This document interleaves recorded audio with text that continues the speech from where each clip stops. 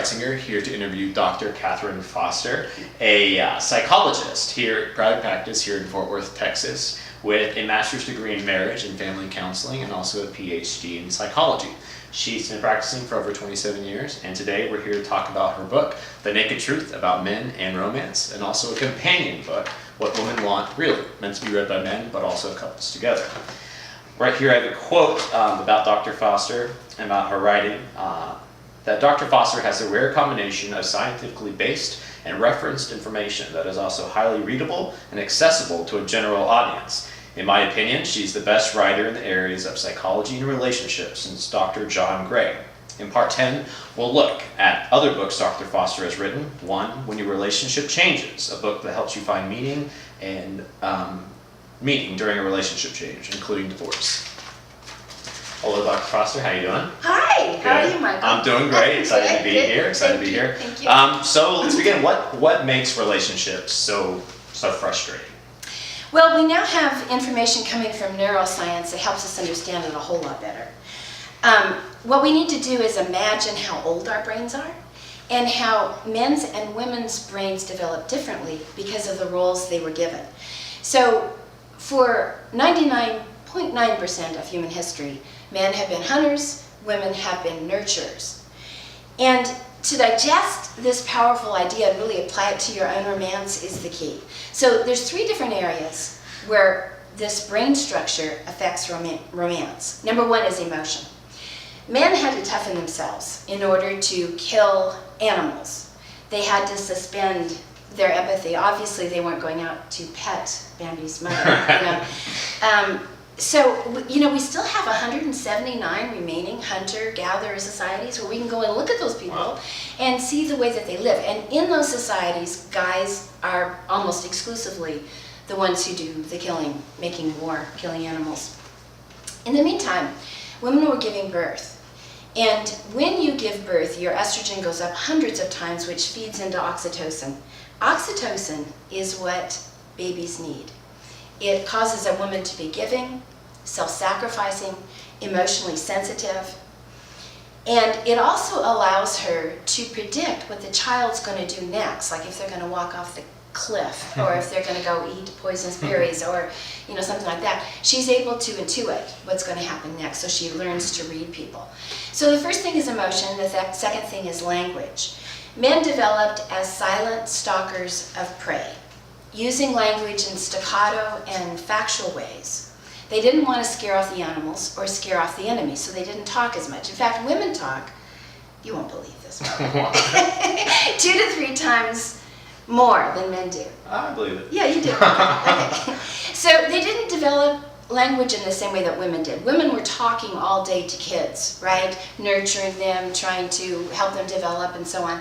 They were also getting together with other women, cooperating to go out into the woods to gather herbs and food, and they had to cooperate to stay safe. Right.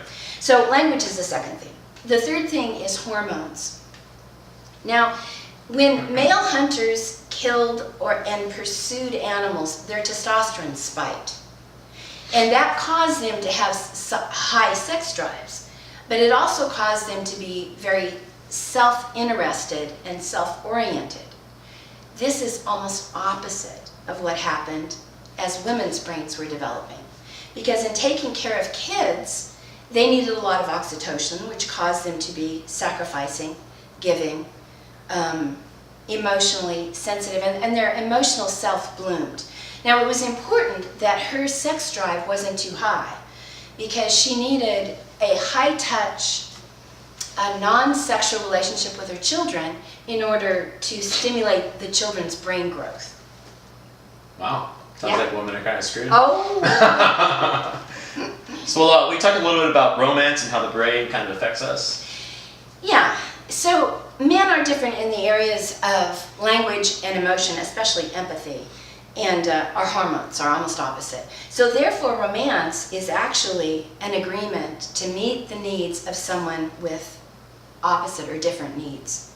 Now granted, men and women both like to go out to restaurants, they both like music and movies and to have fun and intellectual stimulation.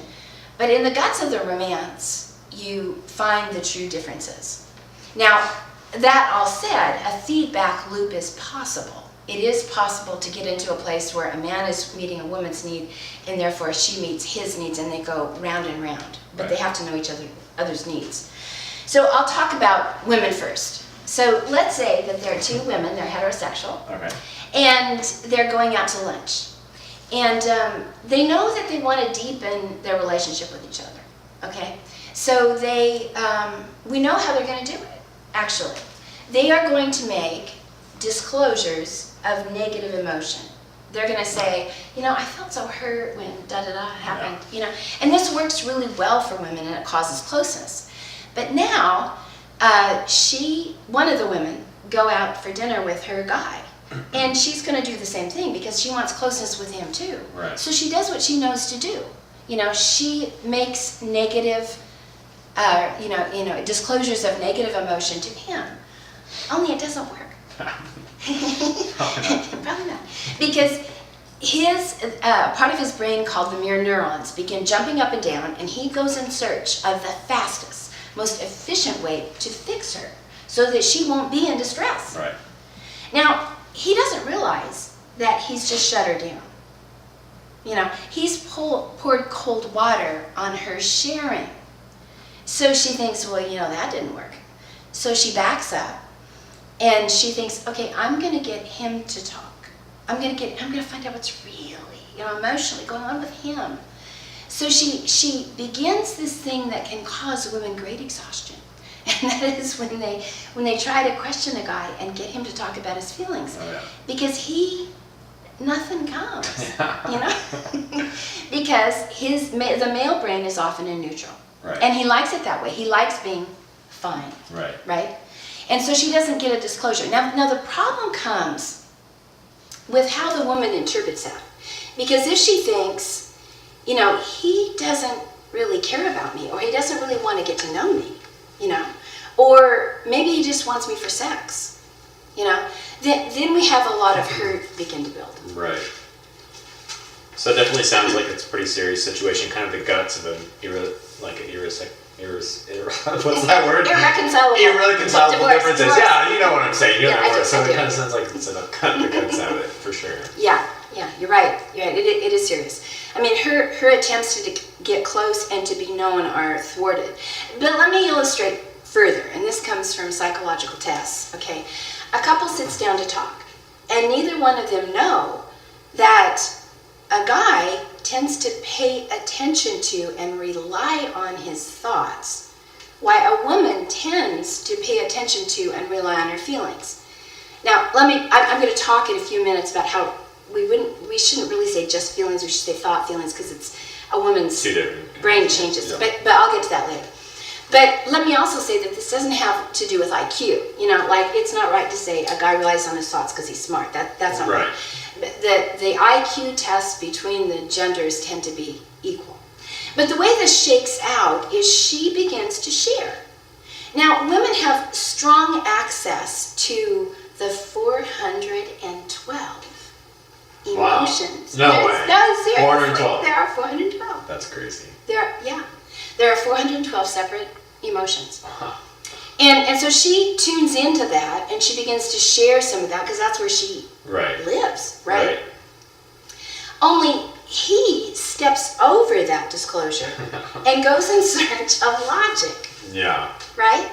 And he even takes pride in noticing inconsistencies in what she says, in pointing out errors, because he would like to be right. Right. You know, and he would like to correct her if she's wrong.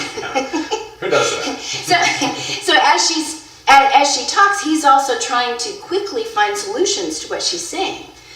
So all this feels like an argument to her. You know?